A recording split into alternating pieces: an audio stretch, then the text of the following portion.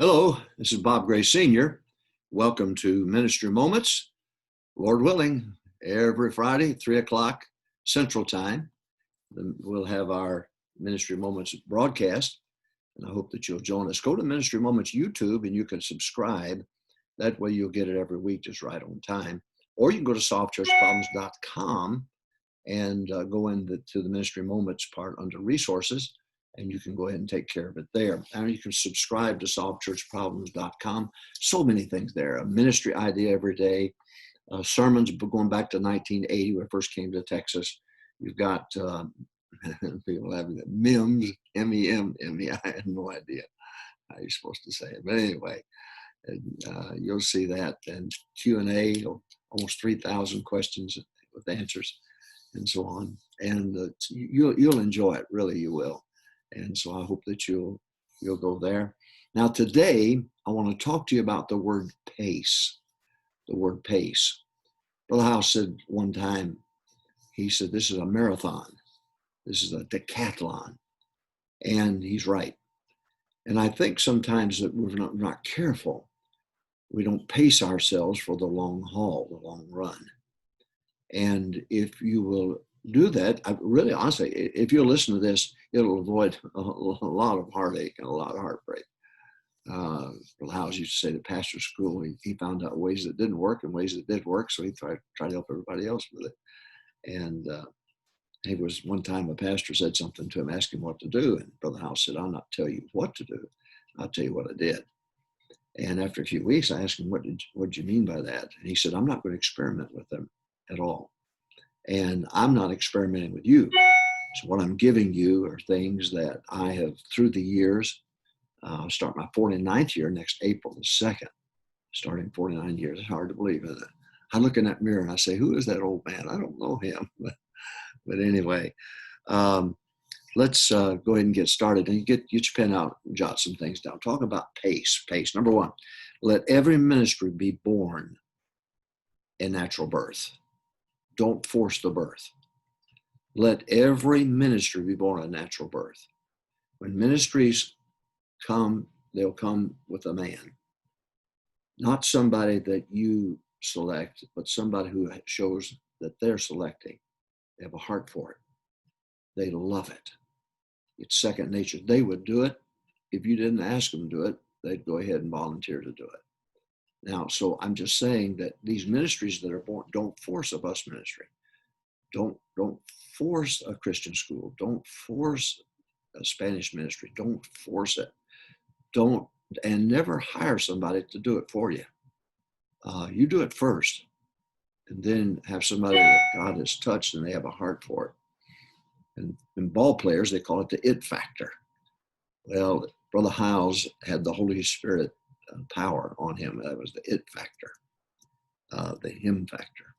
So let every ministry be born. Number two, do not force a ministry. You may want a Spanish ministry, but don't force it. You may want a bus ministry, but don't force it. Don't force it. Number three, let soul winning create the demand. Let soul winning create the demand.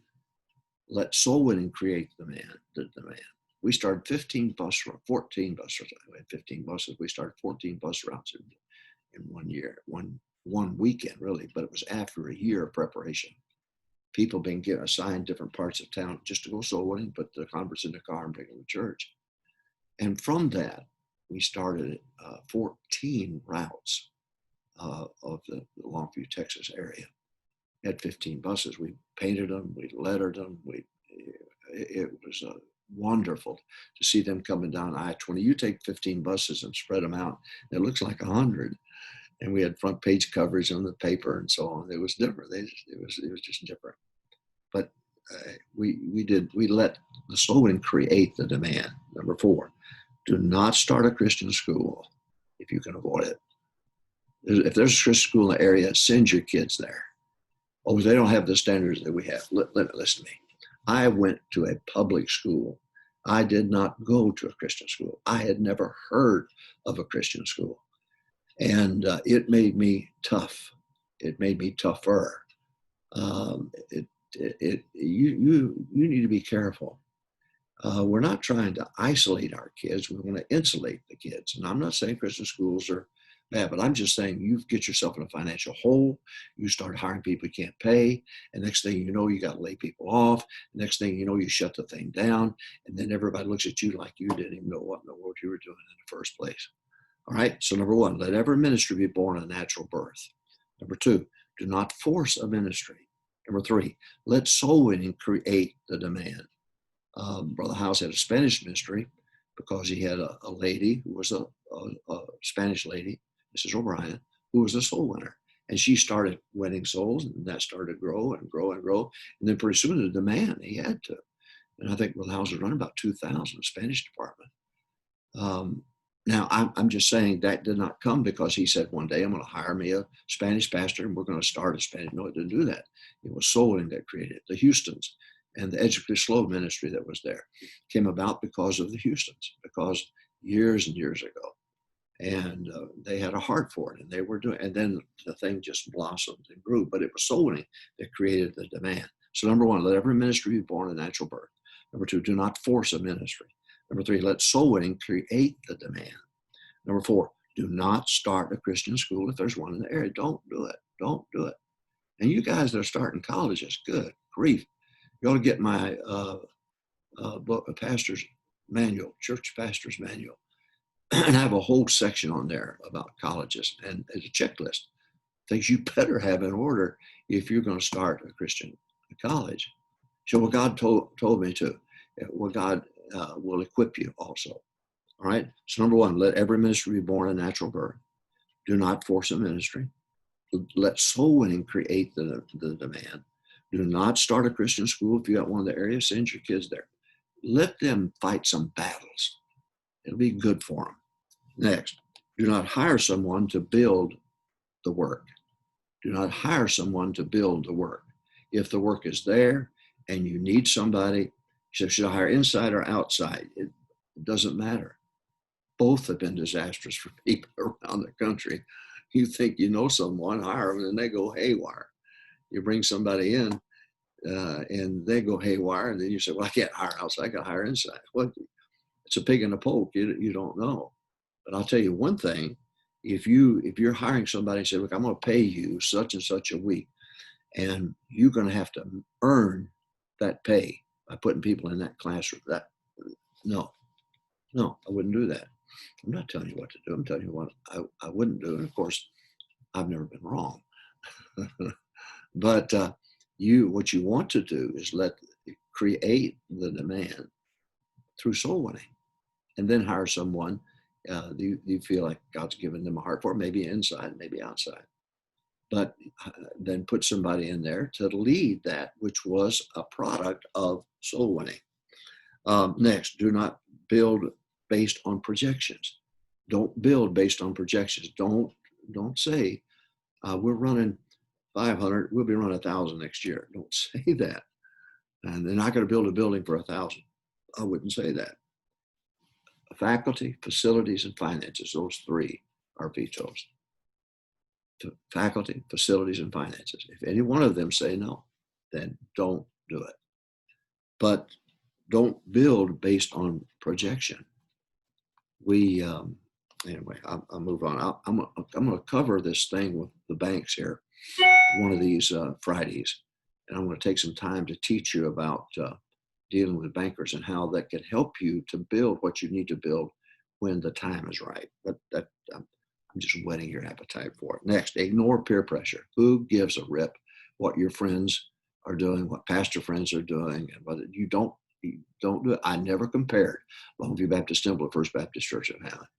And people were crazy, and they'd come to our clinic to compare their church to Longview Baptist Temple. No, you are unique. You are special. I have 4 children, 2 boys, 2 girls. I love them dearly, but they all love me differently. And I accept what it is that they give me. Can't make them love me like I want them to love me, but they do give me love, but they do it in their way. They're all different, all of them different. Now, I'm just saying, do not let peer pressure, wanting their love, wanting them to like you, desiring that. Don't trim what you are and who you are. to match what somebody else is. Don't do that. And more peer pressure, man, you go somewhere, you say to a guy, how's it going? So I'm running 300. He looks at you and says, how are you doing? Well, I'm running 301. We're both lying, but ignore peer pressure. Do not feel you have to do something because somebody else is doing it. Don't do that. You wait. I went to pastor school one time, and one of the assistants got up and he was pushing different ministries, and he wanted, stand if you'll do this, and stand if you'll do this. I didn't stand for any of it. And I just started pastoring. I was started my second year. And I got on the bus to go back to the motel, and one of the guys leaned over and said, Brother Gray, you didn't stand for any of that. And we're just all wondering why. I said, I'm not ready yet. I'm not ready. I used to take my men to pastor school when I first got to the first church I pastored. And then on the way home, they'd say, how come we don't start? And why don't we start? And how come we don't? I never took another layman after that. Never. Every year I take staff, and we would discuss it and so on, but we didn't jump on the first thing and say, well, we're going to have a Spanish ministry because Brother Howes got a Spanish ministry. We didn't have any Spanish people in our town. So pace. This is a marathon. So you want to pace yourself. Let every ministry be born a natural birth. Do not force a ministry. Let soul winning create the demand for the ministry. Do not start a Christian school. You got one in the area. Don't do it. Do not hire someone to build the work.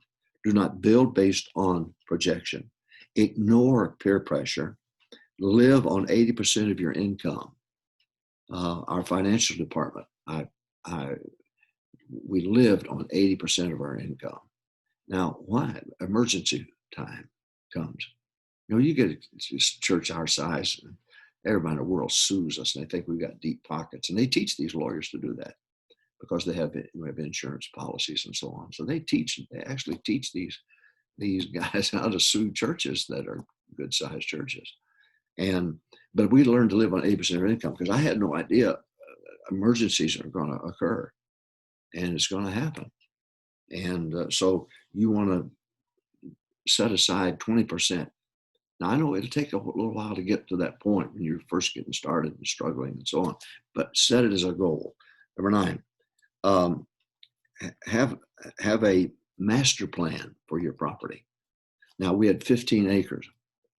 I couldn't get any more acreage. So what I had to do was I had to sit down and go up. I had to sit down and talk to the architect to help me draw out some ideas so that every time I built something, I built it not to expand on the acreage, but to go up, second floor, third floor. And we did that because I knew that land, because you got to park every car, 2.5 persons per car, they would say. And at the time, I don't know what it's like in Texas now, but man alive, they took every square inch of buildings and then said, you got to have cars to match it. Well, that's crazy. We didn't, when we go from our Sunday school to the auditorium, obviously, the space, but anyway, that was just their way of doing it. And so we had to be wise in the usage of our land. Let me say this too. I had a couple of pastors I was with, and they were kind of landlocked. And my suggestion was to them, I said, buy these houses next door. Well, man, I can't afford that. I said, no, buy them and rent them until you get ready, and then tear them down and build what you want to build there. And a couple of guys are working on that. But you got to have land. At least 10 acres if you're going to run 2,000. It's just necessary for the parking, for everything else. It's just necessary. All right, talking about pace. Now, this is a marathon. You don't want to, these runners towards the end of a race, they have what they call a kick. And they kick it so that they can run hard towards that finish line. You want to leave enough strength to where you got that kick at the end. All right, so number 1, let every ministry be born a natural birth. Number 2, do not force a ministry birth. Number 3, let soul winning create the demand. 4, do not start a Christian school. If there's one in the area, don't do it. You're not trying to isolate your kids. You're trying to insulate your kids. And all right, next, do not hire someone to build the work. Do not build based on projection. Ignore peer pressure. not be friendly to everybody, be kind to everybody, but let some of this stuff go in one ear and out the other. Live on 80% of your income. Have a cushion. Have a cushion. And I know as you're first getting started, it's hard to do. I understand that. But there comes a point after a while when you start, if it's nothing but 5% and then 10%, but let the goal be 80. Next, have a master plan for your property so that you're utilizing all of the acreage, but not by eating it up with buildings, but planning for second story and third story. I'm just telling you, if you'll do that, I think it'll be a blessing. And of course, I'm right and you're wrong. God bless you. Join me every week, would you? Ministry Moments, 3 o'clock Central Time, every Friday. And I hope that you will. And you can go to solvechurchproblems.com. You'll find free sermons there. You'll find our books available. They're available there, the resource material and so on, Q&A, nearly 3,000 questions and answers that I think might be a help. God bless you. Thank you for being with me. And I'll see you next Friday.